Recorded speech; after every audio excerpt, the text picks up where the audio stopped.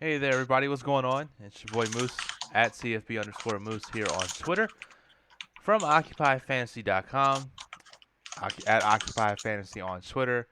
What's going on, guys? If you're watching this replay on YouTube or on Twitch, definitely go ahead and hit that subscribe or follow button. Hit the bell notification on YouTube to get notified of when we get live or when we upload new videos to YouTube. We'll be here for about an hour doing the week 6 of the $1 million mission. So alongside me today, I have Brian Jester FF on Twitter, CEO of Occupy Fantasy. How are you doing today, man? So mostly, I am good. Uh, yeah, crazy. We got some breaking news here for the show start about Jalen Ramsey, huh? Yeah. So, traded. What was the trade? It was to the Rams for, was it two first rounders? Yeah, two first rounders and looking here, two first rounders and so I think another fourth round pick, maybe two. So Okay. Wow. So, um, that's been definitely a shape of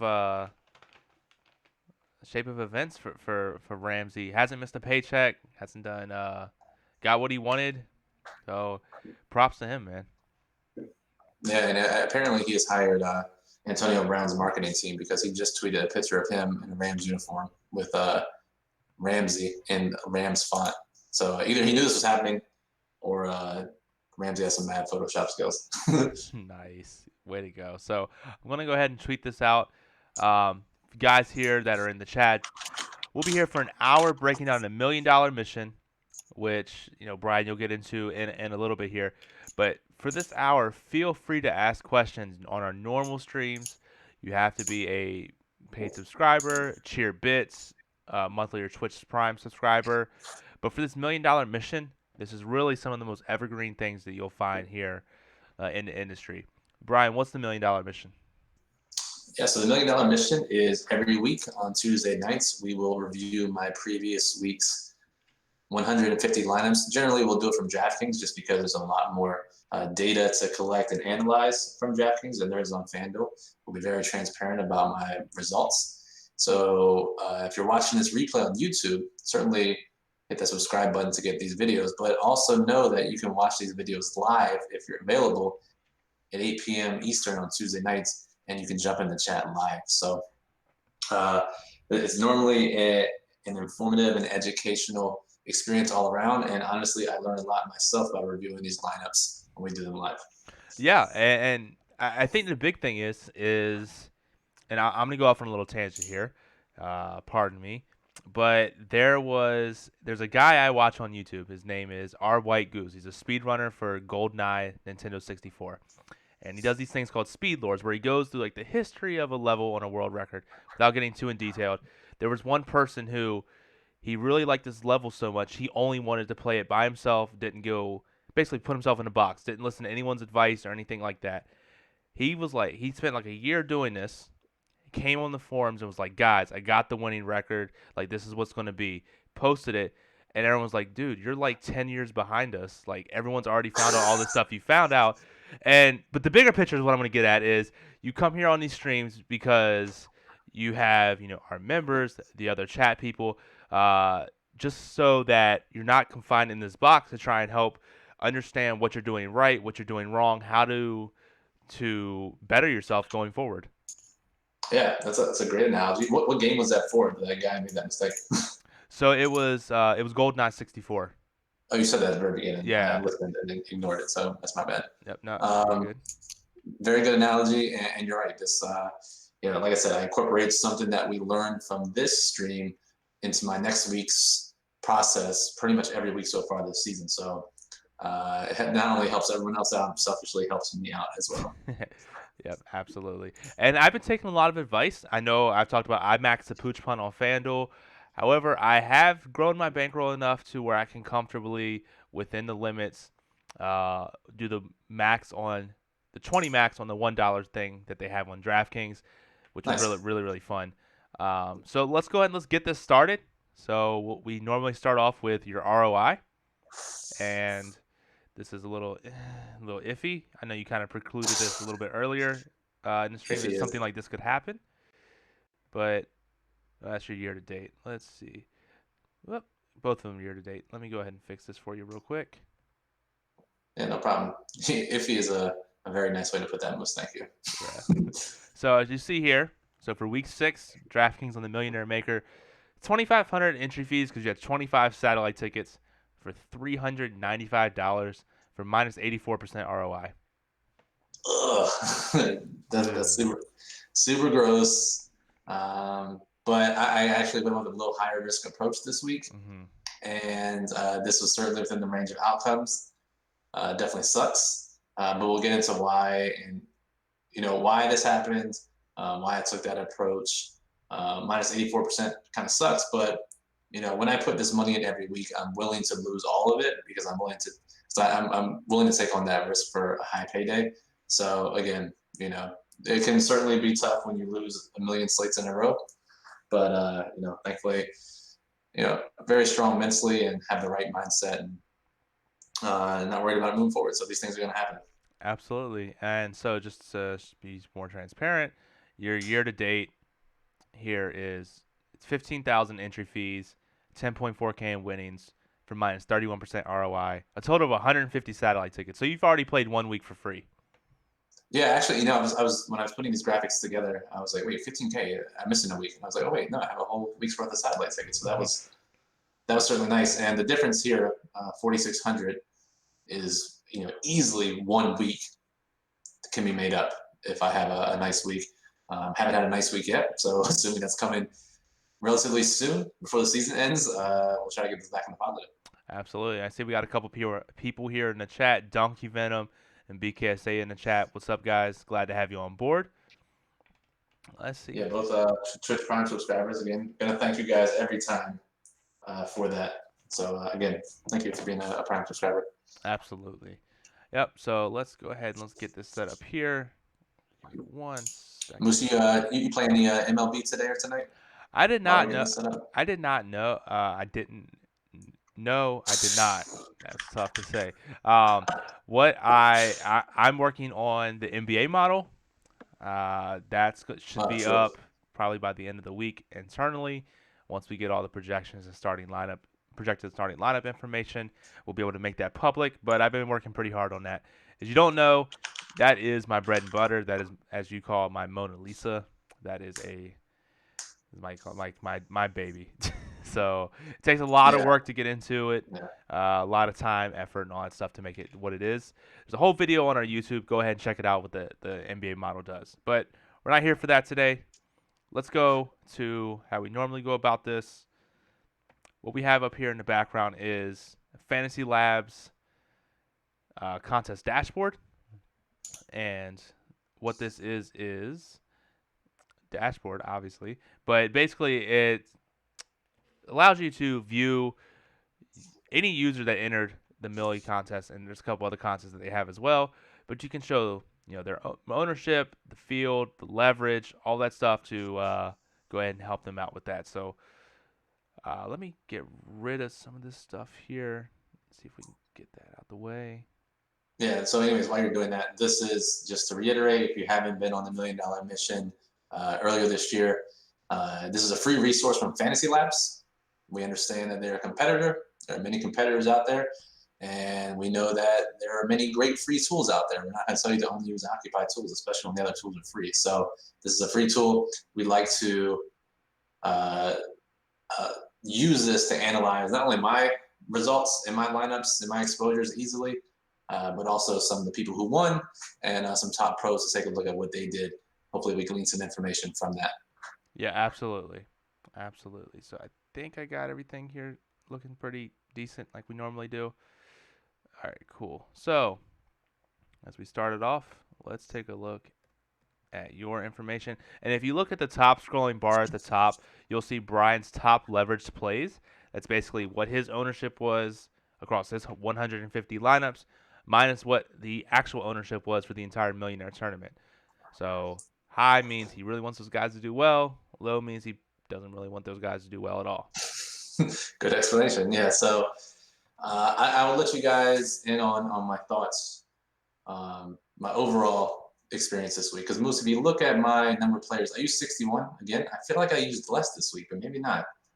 I thought I narrowed the pool down some, but clearly it's the exact same amount that I had last week. Yeah, The and big thing. go ahead. Go ahead. No, I was gonna No, go, say, no, go ahead. I don't want to grill is probably the wrong word, but I definitely had some questions about your player pool. Um, Please, let's hear them. yeah. I mean, I'm just gonna throw this one out there. I don't know if it's throwing shots or throwing shade or anything, but your least leveraged play, your underexposed player, Austin Hooper, was the cover boy of the Daily Plug. Um, and I believe that was one of the games that you stacked as well, right? It is. It is. So I had 23%. Basically, I stacked 3 games, so that's roughly 33% of my lineups. So I had Hooper in roughly 2/3 of my Arizona Atlanta game stacks. Mm-hmm. But I didn't really use him outside of that because I knew he had high ownership. Um, tight end's still a pretty volatile position. And if I'm going to play him, I at least want the correlation from the rest of the guys in that game, which is why that ends up looking like it did. 38% of whatever he ended up being owned was still a lot higher than I expected. Yeah. And of course, he goes off for like 40 points. So Yeah, no. And then the other thing that I had questions of, and tell me if we're going about it the wrong way, is I still want to know what, if we look here, it seems like you used a shit ton of defenses this week compared to previous weeks. What is this, like 1, 2, 3, 4, 5, 6, 7, 8, 9, 10, 13 defenses? Was that something you tried to do, or is that kind of how you did it with the optimizer?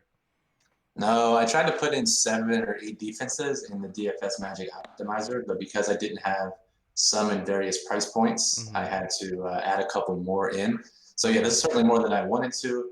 Um, I'll probably make a more concerted effort next week to pare this down. I thought I pared down a lot of my other positions, and 61 is still a surprising number to me for total number of players. Because I really thought, especially at the receiver position, I pared down, and that was part of my strategy this week as well. Mm-hmm. But given what I know and the fact that I thought I was really paring it down, I'm still okay with the process because I got the exposure of the guys I wanted and still spread out some of the other positions. So because what I really did was I took 4 receivers that I really liked outside of my game stacks: Odell Beckham, Demarcus Robinson, Preston Williams, Brandon Cooks. If you followed any of our content last week, you know those were receivers that have been underperforming recently. Those guys tend to hit big in the coming weeks. So I went really heavy on those guys, about 23 to 35% each. Um, Only Odell scored more than 6 points, so that's a big reason for that massive negative ROI I had. Yeah. And we talked about this before, and and when reviewing some pros lineups or some different people's lineups, and we do see that they go like stupid heavy on these wide receivers. I don't know if you tried to emulate that, but it does make me bring up a point that I thought about earlier in the day, as let's say we looked at 10 people, 10 plus entries, different users throughout the week, and we say, hey, this is kind of what some people are doing. Let's try this out. Um, do you think that maybe just be some sort of survivorship bias where if everyone has these core group of players that they absolutely go ham on and they go off, that's just survivorship bias? Or I think it could be because so many different people are doing that. What do you think about that? No, it's definitely survivorship bias. And in fact, the whole idea of just looking at what the Millionaire Maker winner did each week, and you see a lot of analysis out there in the industry like this, where it's like 15 of the 17 millionaire lineups did X, Mm-hmm. or over the past 2 years, Millionaire Maker lineups have never done Y. That's super survivorship bias. You're 100% spot on there. What is a much better way, and the back testing we've done, is looking at that base rate, what all lineups have done, what lineups should finish in the top 1% have done, Mm-hmm. looking at the differences, which is why some of the strategies I'm using have been back tested. They're not survivorship bias focused. And although they haven't hit yet, we know that the back testing data has shown that this is the proper way to play giant GPPs. Yeah, and again, I hate to bring this up again, but you would be in the positive ROI. There's so many different things. Yeah. I mean, you had that Cooper Cup touchdown that would have put you probably in the couple 100% ROI. Again, those things like that just validate that that you believe the process is right.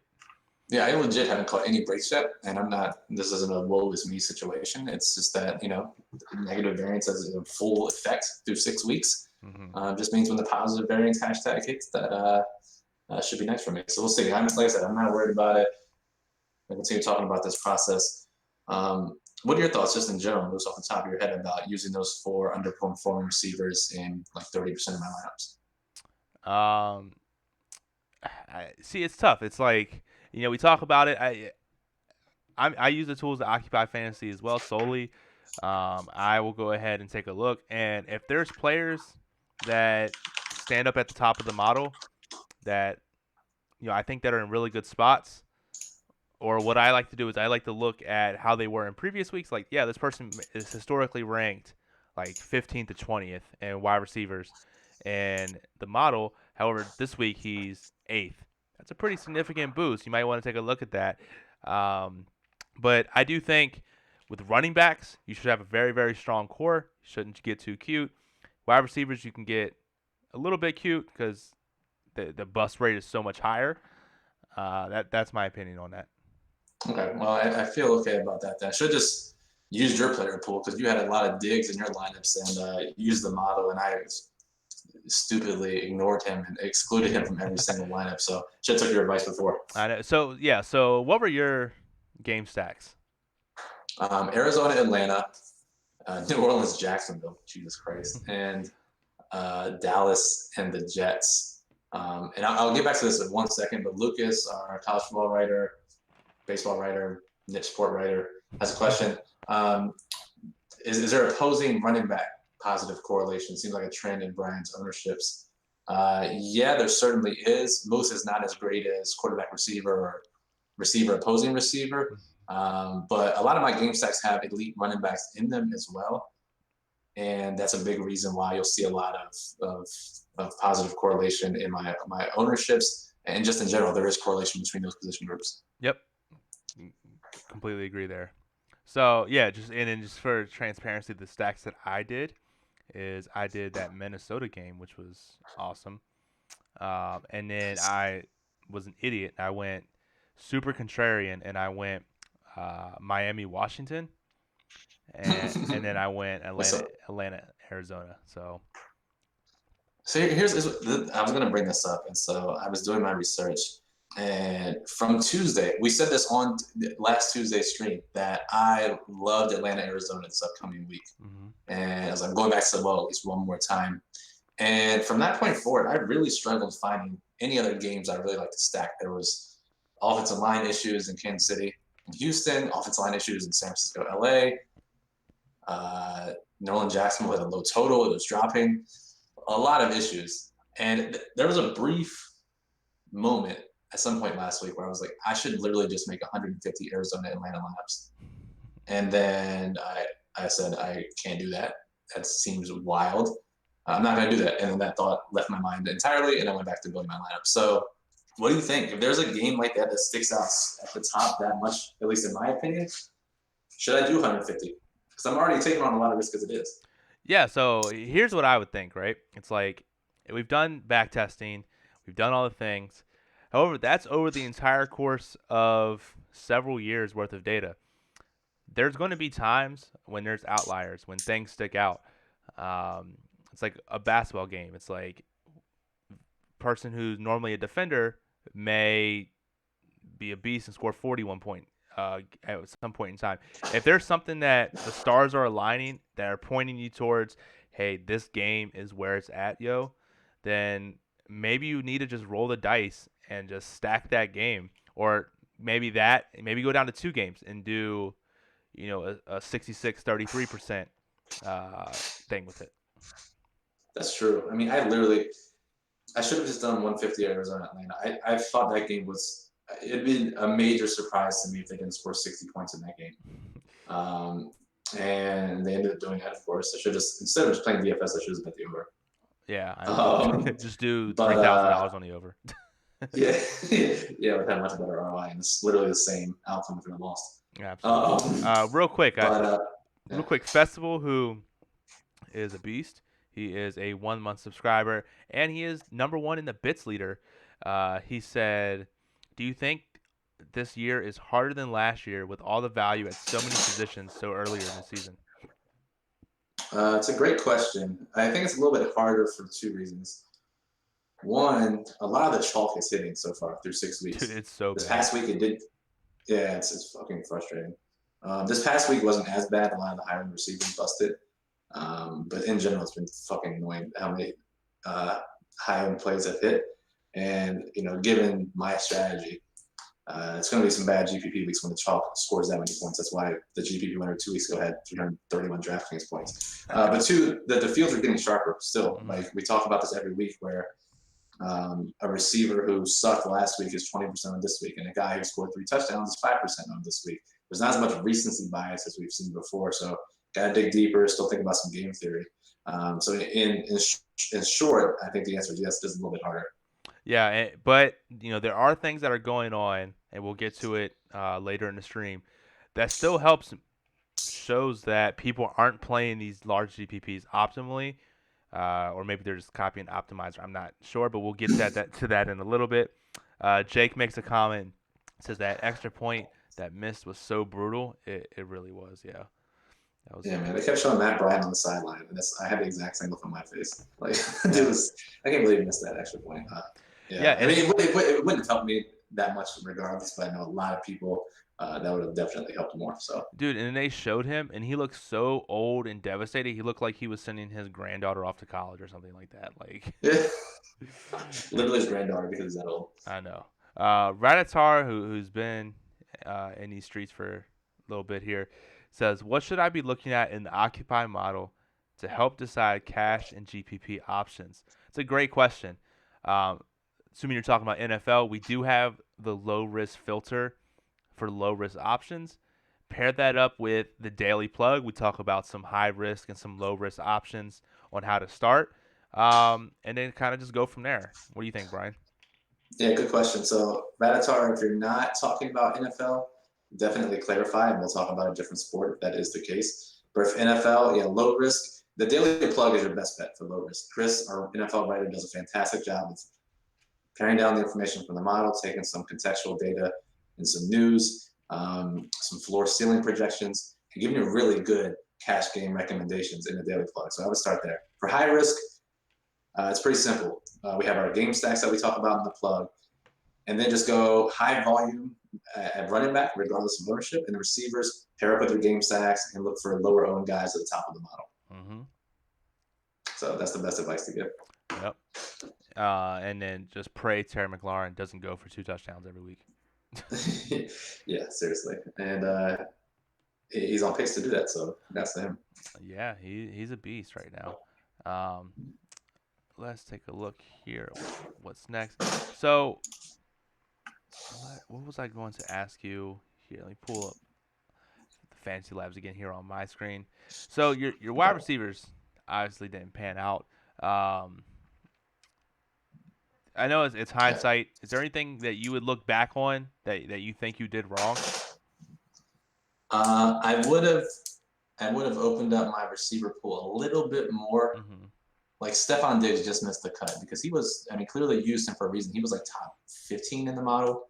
Yeah, I think he was Um, like 10th. I mean, almost single digits. yeah, yeah. So that was um, yeah, that was a mistake on my part. Um, but yeah, I don't mind it. I really want to go all in on these receivers. They all sucked. I'll go back to them again next week. And I think if you're watching this and remember, Demarcus Robinson is a nice little preview of what's to come in the Thursday Daily Plug Yeah. in this Thursday Kansas City Denver game. Yeah. And we do have a question from Lucas. He said, "What kept you off the Houston Kansas City stack? Was it ownership?" Ownership to an extent, just because a lot of the guys there were high owned. I didn't really, we talked about it before where just because players in a game stack are high owned, the fact that you're stacking it, especially like me, super stacking it, is still going to make your lineup pretty unique. The offensive line issues for Kansas City was a big reason for me. The uncertainty around Tyreek Hill. Um, yeah, I thought the total was too high. Just long story short, and a lot of the guys didn't rank too highly in the model. All those factors were a combination. That makes sense. No, I dig it. So we do like to talk about the Millie lineup and what his exposures were and stuff. So if we take a look here, BB Combs was the person who did it. Took down the million. He had 4 entries. So congratulations to him for doing Wow, that. big That's ups to awesome. him. Yeah. So it's not gonna be a lot we can really learn from his lineups unless he used one player in all 4 of his lineups. So his max But he was didn't. no, his max was 75%. Let's go ahead. Let's take you off here. All right, so let's take a look. Yeah, I mean he went heavy on just a bunch of different people that went off. So good for him. It seemed like there was a lot of island plays this week, which like I said earlier, variance is going to happen. Right, and you and I were watching the games together on Sunday, and after the 1 o'clock window, really only the Philadelphia Minnesota game had a game stack that was nice. And as I told you, this set it up nicely for a 4 p.m. game stack to take the money. Mm-hmm. And I think that would have happened with Arizona and Atlanta, but a lot of the top lineups really just had quarterback, tight end, quarterback, receiver, and that was pretty much it. Yeah, I know it was funny because when I stacked the Minnesota game, I think I peaked at like I don't know, like 75th or something like that in the big GPP, and I told you, and I was like, when do I start to sweat? Because I had a couple players at 4 o'clock, and you were like, dude, you're not even close. Don't even worry about it. You're gonna suck. And I finished like a couple thousandth, but yeah, so that's I crazy. don't, I, don't, I don't know if I was that harsh, but I did say, yeah, wait a little bit. Yeah. Let's take a look. I think that there were a bunch of like single entry or close entries that did well here. So second place was Hicksville Hunk, Sickening. who had five. Yeah, he had 5 entry. I almost said injuries. 5 entries. So Wow. good for him, man. Good for these people that are crushing it like that. Um, Just given how the winning lineups looked this week, mhm. I am not surprised at all. And this isn't a slight anyway. It's just that I wouldn't expect a 150 maxer to win this week after looking at some of the winning lineup constructions. Makes sense. I agree with that. Yeah. So looking at some of the 150 people, I know we talk about. Let me get rid of BB Combs out of here. Did the guy who won last week, did he max it this week? The check? Chechek? I'm curious to see what he did with his money. He did 75 entries. All right. Not bad, I guess. Interesting. Interesting approach. Yeah. Is there anybody with 150 max you want to take a look at? We could look at, I always like looking at Chipotle Addict or Papa Gates or Osimo and see what they do. All right, so let's see. So we take a look at Osimo. He had 150 max, obviously, 87 players, and his max was 64%. Who was his highest was Leonard Fournette, which was also my highest. Makes me feel not as bad. Some other top plays: Chris Carson, George Kittle, Tyler Boyd, Zach Ertz. Good I had a lot of Le'Veon Bell too. Yeah. Well, yeah. Cool. Let's take a look. Fantastic. And then for Chipotle Addict, his highest owned. Was why? What? Sorry, go ahead. No, were you gonna mention Jake? Yeah, I was, but Chipotle had a bad time. If his highest owned guy was Amari Cooper. Yeah, with a leverage of 68%, he was hashtag not good. Not Chipotle Addict wasn't good. Amari Cooper was not good. Yeah, injured in the first quarter. That sucks. Yeah, that definitely sucks. So it looks like he stacked Dak and Amari in a lot of lineups. Yeah, that's an interesting approach too. Mm-hmm. Absolutely. Yeah, so with Jake's question here, he says, what do you guys think about the strategies of running backs downing the ball into one at the end of games versus taking a touchdown? Odds of missing the short field goal versus odds of opposing team going the length of the field to score a touchdown with almost no time. I think it's pretty much like a 99% chance of a field goal at that point in time. So do you think that the opposing team has even if it's 90% chance, do you think the opposing team has a 90% chance or higher of stealing dealing the other way? I think you have to look at it that way. But I think that's the right call. Even though it cost me some dinero, I think it's the right call. Yeah, the way I like to look at this is if you were the other team, what do you want them to do? Yeah. You want them to score. So that's kind of the right decision in my mind. And that's what If you Detroit, want, yeah, and that's what Detroit was trying to do. They were like, please score on us. dude, they should have picked him up and threw him into the end zone. Yeah. I haven't seen a team do that yet, but they certainly should pick him up and drag him into the end zone. Yeah, I mean, hey, good. I always thought of that where it's like on not necessarily like a fade, but like a corner route or something like that, where the player jumps up. Whereas if you just grab the guy in midair and then just threw him out of bounds. Yeah, more teams should do that. More players should do that for sure. Absolutely. All right, yeah. So the one thing that I like to show you, and again, guys, if you're here, if you like what we do, hit that follow button. Go ahead and hit that like, subscribe, all that other fancy stuff. You'll get notified of when we go live. We do this every Tuesday. We might be here tomorrow talking about some NBA preseason, which has been on fire recently. So go check that out. Here every Saturday for breaking down the NFL main slate. And we kind of throw some stuff every now and then throughout here.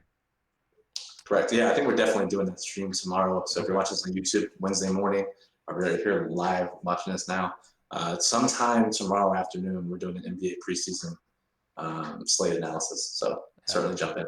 Absolutely. So this is your best lineup. We take a look here, and I'm going to go ahead and I'm going to get ourselves off the screen so people can see it. Great.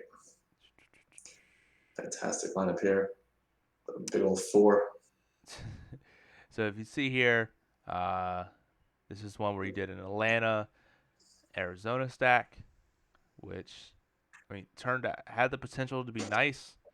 Had the Redskins defense in it, just fade Miami every single week. Yeah, every single week. But you'll see one of my big 4 receivers, Preston Williams, is in here. And I know people may ask, like, why would you put a receiver versus defense? Yeah, I didn't do enough checking, but also the correlation is very, very minimal there as far as Preston Williams will still have a big game. Redskins defense will still have a big game. Not that worried about it there. I mean, I like this lineup in general. Malcolm Brown, he had those 4 points on the first drive, and then somehow, incredibly, did not score a fantasy point the remaining 55 minutes. So I don't know. There you go. Yeah, crazy. But again, game stack, liked all the guys here. Is what it is. Yeah, I mean, you said it perfectly. It is what it is. So, yeah, not many lineups are going to score highly when I had 30% exposure to, 3 different guys who scored less than 6 points. Absolutely. So if we take a look here, the next thing we like to show is when we talk about to take this down, you have to be unique. And if you look at the salary distribution on Fantasy Labs, you'll see here that I don't know if it'll show in here. Yep, it does. So, Brian, what's the most that you would leave on a table in a tournament like this? Do you leave any more than 500? No, I've been really, especially since we've been showing this graphic, I've been really diligent about getting down to 500. And that was a big reason why I had so many defenses this week. So the DFS Magic Optimizer that we use and we partner with, it focuses on exposure first over salary usage. And it tries to get both if it can. Yeah. But yeah, when you're being as picky as I am and you're stacking and you're putting exposures for every player, it's not going to be able to hit all the salary. So basically what happened after about my final run when I got my exposures right, I had to go back in and tweak about 10 or 15 lineups to get back to the $500 minimum of salary left over. So yeah, that was a concerted effort on my part to get that done. Yeah, and so what this chart is showing is the percent of lineups that use a certain salary. So if you use, just 500 in your lineup, you're going to be different than, what is that?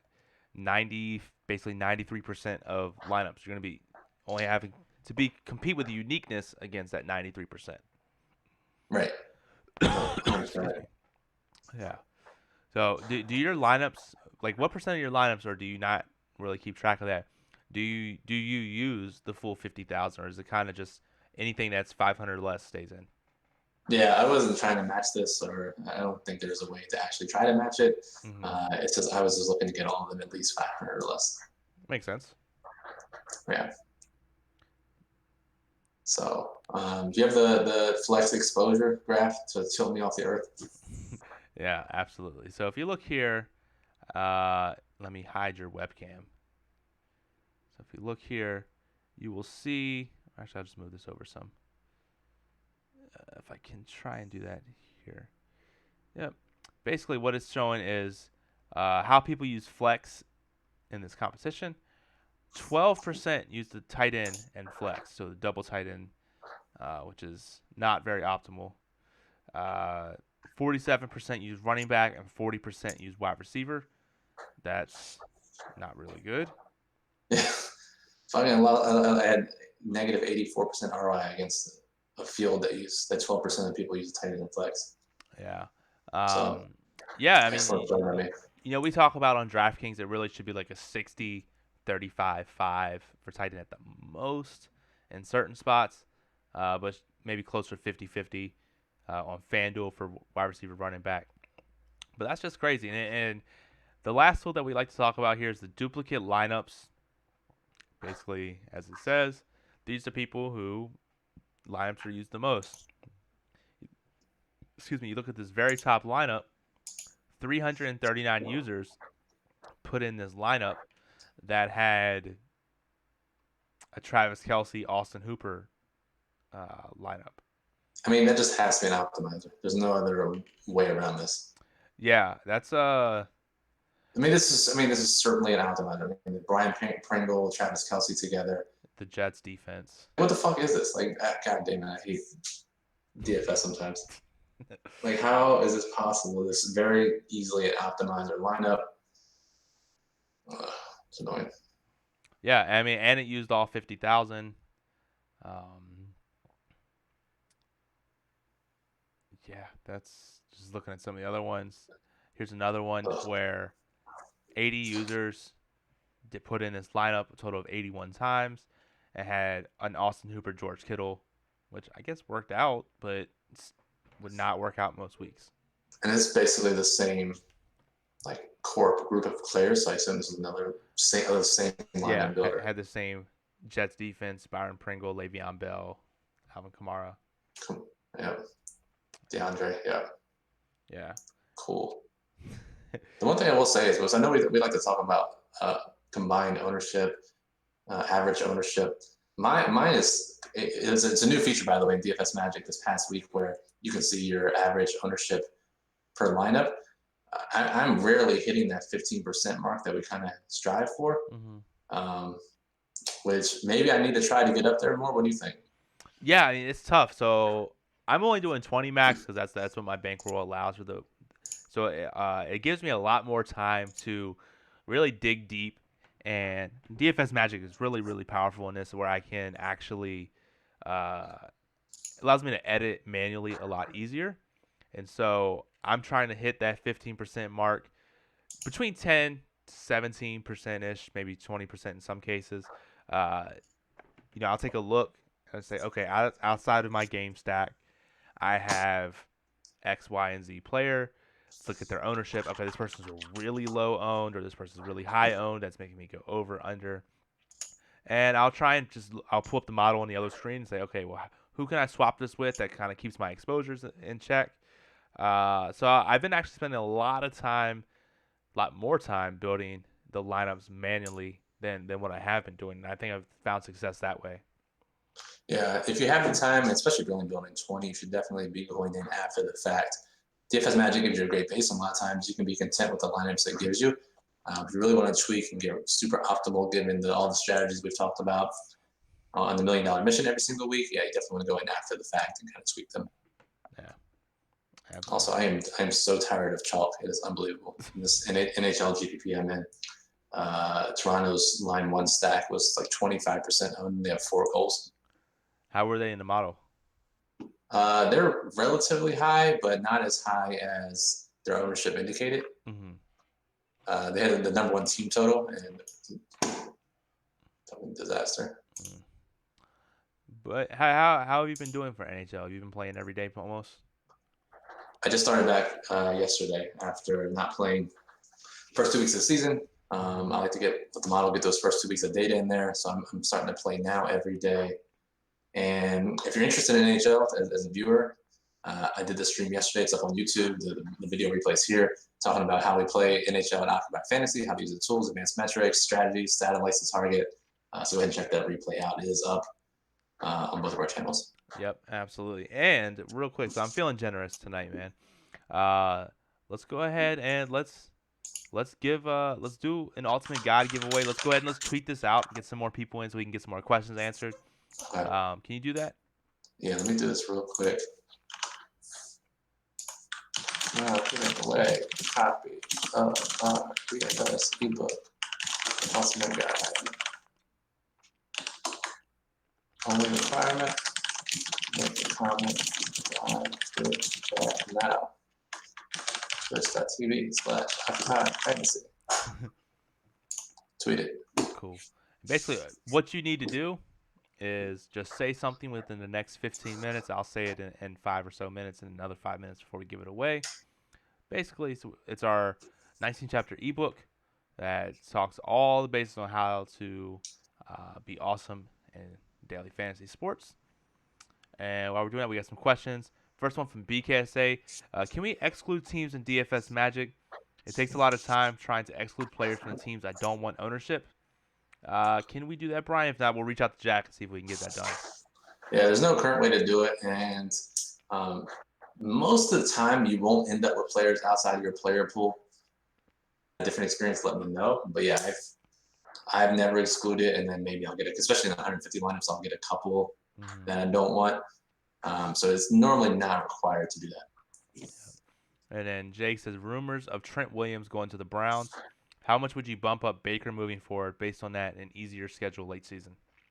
I would bump him up mostly because of the easier schedule. In fact, the Browns' offensive line right now may seem insane given Baker's sack numbers and whatnot, but ESPN's metrics that uses next gen stats data player tracking, the Browns have a top 3 pass blocking offensive line. Baker's created a lot of the pressure for himself, so they can add Trent Williams. I don't know if that will affect things. He's seeing a lot of pressure that's not actually there and bailing out of the pocket too soon. But hopefully an easier schedule can help fix that. Yeah, makes sense. Yep. So, great questions. Yeah, definitely go ahead and ask them away. We'll be here for another 15 or so minutes. Let's see. I will say that I am a doofus, and I got some hot sauce on Saturday for the significant other. And she was like, hey, can you go put the hot sauce up? And I got some on my hand, wiped my eye. Eye is absolutely burning still. Wow. It's a rookie mistake. Yeah, next time she's got to do it. Yeah. Yeah, so we got some comments in the chat. Neffer says, hey guys, late to the stream. What's up, bro? Glad to have you in here on the chat.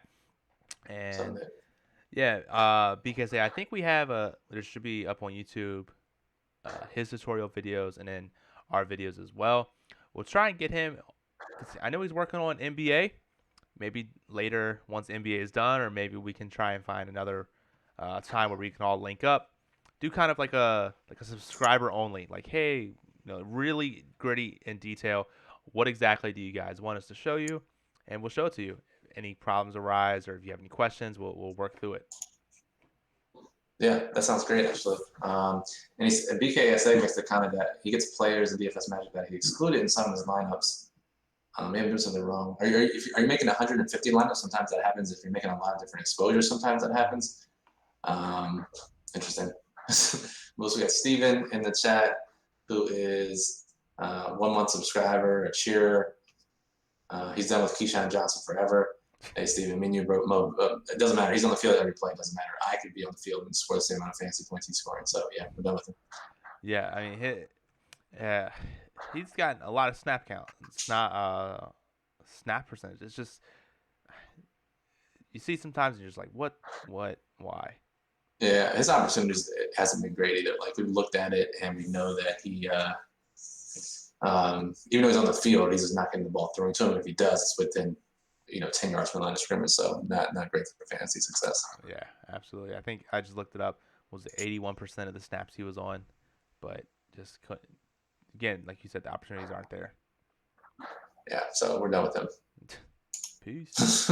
No need to tell the bankruptcy judge about him, right? Yeah, Yeah. yeah, I'll be sure to include that in my case. Yeah. BKC points out he's doing 150 for the pooch punt, but only 20 on DraftKings slates. Trying to get that ludicrous contrast to UBKSI. Yep. Mr. Taylor, what's up, bro? He says the free ebook. You say, yeah. So we got some more people that joined here. All you have to do is make a comment. Could be about anything, and you'll be automatically entered to get a copy of the Ultimate Guide. So far, it looks like we have 4 eligible users. All you have to do is say something, and around 9 o'clock, we'll go ahead and roll the dice, and yeet, somebody will get a lucky copy of it. Yeah, and so just so you know, that ebook is the foundation of everything Occupy Fantasy. It's the first piece of content we put out. It's 19 chapters, talks about how to approach DFS the right way, contest breakdowns, bankroll strategies, bankroll management, satellite strategy that we talk about incessantly. Free ebook. It's normally $50. It's on sale for $20. You can have a coupon code for 50% off if you don't win it for free. So we're giving this away basically. Yeah. Just some news here that I'm reading. Not as breaking as before. Alvin Kamara is dealing with a high ankle sprain that will limit him in practice this week per sources. Kamara still thinks he has a shot to play Sunday. Yeah, high ankle sprains, we talked about it, especially on the Saturday streams. Those are tough for running backs. Yeah. Saquon's a superhero coming back this soon from his, but that's going to affect Kamara's effectiveness. Yeah. I guess might be the Murray show. Who knows? Yeah, it should be, actually. They said it. Yeah. Jake says, you think Watkins plays Thursday? I doubt it. It sounded like a multi-week injury. I think they'll sit him out Thursday, let him rest for 10 more days to win all the monies with Demarcus Robinson captain lineups on Thursday. Yeah, and all right. So talking about Showdown, I guess this is still a part of, the $1 million mission. You don't have to get it all in one contest, but you are 150 maxing. These the Showdown slates, the Sunday night slates, the Monday night slates, and it raised a good point we talked about in one of our group chats where people almost took down tournaments with a kicker at captain. Fucking joke. That's why another reason I hate DFS. That's a sentence I don't think I've ever heard anyone say. Jack took down 2 GPPs last night, the owner of DFS Magic, using the Occupy Fantasy model and plug. I did pretty well. I don't think you did pretty decent. I lost. Well, that's decent compared to your Millie Maker. Yeah. Good point. But we talked about it. If you're doing 150 lineups, Brian, do you think it's ever possible to captain a kicker? It'd have to be a very rare scenario. Somehow, like 28 people tied for first on DraftKings with that. That's still mind blowing to me. But only if like the top 4 or 5 skill position guys rate really highly, and you need to fit them in. It's more of a cash game construction. If a kicker goes off for 5 field goals, then yeah, it's gonna be optimal. But and I can't say that I would recommend doing that. And you have to think about it too. Like the coach has to be dumb to go for it on stupid kick the field goals on 4th downs like they do. Yeah, it's whatever. I don't know. I'm over it. Either way, you're just waiting for in Arizona to be on a Showdown slate so you can absolutely captain their kicker. Yes. Okay. You asked me. What the hell's going on? What? Oh. An ad came on my screen. It was about Colgate. It was loud as fuck in my ears. Sorry, but yeah, you asked me if there's a situation where you captain a kicker. Yeah, it's freaking Zane Gonzalez. Yeah, absolutely. Yeah, so that was we were pretty good. We talked about the Fade Aaron Jones show. Maybe the best call in my life, by the way. Yeah, was pretty awesome. Um, talking about 150 maxing because that's what you're doing for Showdown Slate as well. Maybe we do have a dedicated segment to where we kind of do a lineup review on one of your 150 maxes for Showdown. Would you be down for that? Yeah, yeah, definitely. I know we did the pregame lineup building on a Thursday slate. Mm-hmm. We could certainly do a review. My strategy doesn't change too much, but yeah, we can certainly do a lineup review. I would be down to do that. Absolutely, yeah. I will say, kind of how I'm doing Showdown this year is I'm doing those $5 single entry double ups, and basically you just do quarterback, defense, kicker, maybe what running back. Um, Pretty awesome.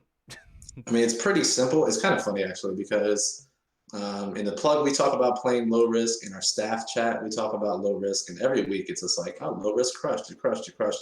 And for those who don't, I'm exclusively a high risk player. Mm-hmm. Hardly ever play cash. So I think it was like 2 or 3 single game slates ago. I was like, man, shit, I gotta get in the single game cash action to offset my GPP losses. Of course, it's like the first time our cash recommendations lose the entire season. So now I'm back. I'm anti-cash again. I'll try again in another year. So let me ask you this because I've had this question asked me before. When you play low risk, it does not necessarily have to be a showdown, but it could be main slate. Do you exclusively play head to heads? Do you go with these double ups? How do you kind of go about it, or how should a regular bankroll player do it? Yeah, that's actually a great question. A softball alley oop for the ultimate guide because we talk about how to split allocation for low risk in there. I try to get a mix. That depends on your bankroll. If you can only play $1 or $2, you can't really get that mix. Yeah. But for larger bankrolls, you certainly want to get that mix and variety in returns. Yeah. And I mean, what I'm doing is I'm on those no badge grinds. I usually get up a couple Yes. times during in the middle of the night to like do whatever I need Oh, to do. Um, First thing I do is I'm grabbing my phone. I'm looking at the DK lobby, see if there's any badges I need to take, swoop them up. I check a couple times throughout the day. Um, Little things like that add up significantly over time. yeah, you should 100% be checking throughout the week for various head-to-heads and inexperienced small field contests on both FanDuel and DraftKings. That's a key to getting an edge for weekly sports like PGA and NFL. Yeah, because you figure DraftKings been around for so long that if someone doesn't have that badge yet, Yeah, that's it's kind of wild. yeah, Um, or it's a burner. yeah, exactly. I was just looking to see if there were any uh, so far this week. No, I don't see any, especially for NFL. It would be illegal and completely against everything we stand for at Acrobat Fantasy, but I'm surprised there's not a tool out there that alerts people when they're inexperienced contests. Yeah, that would be tough. It would be crazy to have a tool like that, like especially again against absolutely all terms of service. We do not recommend doing something like this. This is all for the giggles. But if you had sort of like how some sports books have like an API that you can write programs to automatically make a bet for you. If you just had it automatically input it, kind of like a machine learning tool, Oh, just true. constantly check. Soon as it sees a person with no badge, boom, just enter it, enter it, enter it, enter. Yeah, that would be, yeah, that's you definitely get banned immediately. Yeah, probably. Yeah, and as you point in the chat, it's our last chance to make a comment to be entered for the drawing to win the ebook. I see a bunch of people in here. We only got 4 eligible users, so 25% chance. You make a comment, you got 20% chance to win the ebook. Yeah, definitely got a chance then. Yeah, definitely. Now, all right. So let me ask you for the upcoming week. It's what on DraftKings a $10 GPP. Yeah, so they have the $3,000 entry milli, which is insane. It's like 33 max. So if you Yeah. want to max it, it's $100,000. And they have the $10. So I fortunately during I think Sunday night showdown, I won one of the $3,000 tickets. So Wow. I'm gonna try to get another one here, but if not, I'll be firing a single bullet in that. And then if not, And even so, if I do, I'll be maxing at $10. So 1,500 this week instead of 3,000. So my negative 80% ROI won't hurt as badly. So then let me ask you this question then. So for the $3,000 one where there's 11 people, 1,111 people, you get a single bullet. Let's say worst case scenario, you get a single bullet. Are you going to like how do you plan on doing that? Yeah, that's a good question because I'll have 150 entries in the massive field $10 one, Mm-hmm. and it's only 1,100 people. So I may go one less from a game stack, so maybe 3-1 instead of 3-2, Okay. because I don't need as much correlation. I will probably make that one by hand, I imagine. I would assume so. And I'm looking here. There's actually a significant amount of people in that tournament that don't have badges or not full badges. Yeah, that's mind blowing. I mean, maybe they want a ticket, but Mm-hmm. why are you entering that contest? Yeah, I mean, yeah, it could be they want a satellite, could be they are using burners. I don't know, but um, again, I'm gonna ask you. I already know your answer. Are you ever going to play it to where this may be one of those? I think we kind of look at it from where I could look at it from a sports betting perspective. If you have a lower bankroll and you somehow hit one of these miraculous tickets, where 3,000 could be significantly life changing for you, or at least to your bankroll. Yeah. Do you think you still play to win that $1,000,000, or do you think you say, hey, I'm gonna try and get in that top 100, and see what I can do How do you do to that? That's my question too. How do you try to get into the top 100, but not the top one? I don't know. That's Yeah, the there's no way to. I mean, people say you played safer and whatnot, but it's not like it's a 50-50. It's like you still got to finish in the top 20%. You yeah. still need upside to hit against a very tough field, more than likely. So just go with your normal approach of that contest size. That's the only way I can say it. So then, how do you approach 1,000 person contest compared to a 400,000 player contest? Which you're doing a fantastic job of selling the ebook right now because we do talk about this in the Ultimate Guide. Just you don't need as much correlation, not as much, super low owned plays. It's that combination of ownership and upside. It's a sliding scale depending on how many people and how much the field gets paid. Yeah, no, I get it. Um, just getting some comments here saying that the NBA plug was absolutely fire, which is tight. We even got you know, Tommy and Garrett. We got them in the streets. They're at the stadium getting starting lineup information. That's how dedicated they are for this. Yeah, we're sending them out to Vegas next year for summer league. I know everyone will like that. Mm-hmm. All right, so let's go ahead and let's give away this ultimate guide. You got about 30 seconds left before we give it away. And while I'm waiting for that to happen, let's see what the DJ Khaled quote is. I actually disabled night for that part. Let's see. Yeah, as Jake says, the summer league definitely needs eyes on the ground. Yeah, no, that's definitely true. Yep. All right, so let's go ahead. Let's give this away. Let's see who gets it. And Mr. Taylor, 85. What's He up? willed it into existence. He spoke about it. He willed it, made it happen. Mr. Taylor, congrats. Yep. So go ahead and hit us up, however you like to hit us up, and we'll shoot you the ebook. And Organized Chaos 2 says, "Can I ask you a question?" Yep. Go ahead. We'll be here for another minute. We'll wait for your question. Mr. Taylor says, "You gotta believe." Yeah, that was impressive. Absolutely. So we'll wait on Organized Chaos's question here. I swear to God, if it's a troll. But we got 30 seconds left on the stream. Yeah. So let's hear it. Final questions. Remember, tomorrow NBA Twitch stream. Tomorrow night podcasts are released. DFS and season-long editions for NFL. Saturday Twitch stream. Sunday Periscope. So while not from Organized Chaos, Jake says, "Any idea what happened to Robinson Sunday? And do you still like him Thursday?" Yeah, Jake, you won't want to hear this, but Robinson dropped about a 25-yard touchdown on Sunday, and then Mahomes overthrew him for about a 70-yard touchdown later in the game. So um, all it did was just boost his opportunity even more for the following weeks. He's getting a lot of downfield opportunity. So, at a depressed price coming off of zero, I mean, I can't say enough. Really like him for Thursday night. See, now that's something where you have the Chiefs playing a mediocre team. You already know Patrick Mahomes is going to be 50% owned to captain. Dude, he was the last Chiefs, honestly, which I didn't think was possible given his price, and he was. So we're gonna get a big edge by not using Mahomes and captain.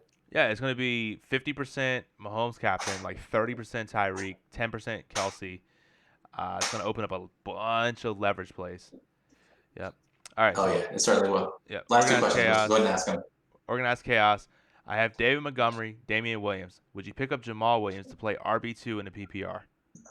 No, I would just play David Montgomery. Williams had a ceiling game. That'll be his best game of the year. And Mr. Taylor 85 says I've been debating dropping Hardman the last 2 weeks of my season long, but I can't let go. Yeah, 50% of the snaps last week with Tyreek back. It's only going to decrease as Tyreek gets back to full speed. As Sammy comes back, go ahead and drop Hardman. Yep. So, all right. So with that being said, guys, if you like what we did here on Twitch, definitely hit that follow button. You'll get notified of when we go live. We'll be live tomorrow. Check us out on Twitter to get that time once we have it all finalized at Occupy Fantasy. You can follow me on Twitter at CFB_Moose. You can follow Brian at Brian Jester FF on Twitter. Check us out, OccupyFantasy.com. Membership is low as $2 a week with the annual subscription. Merch, 5 Sports, the plugs, Optimizer, bunch of stuff, the models. With that being said, though, good night. Peace out.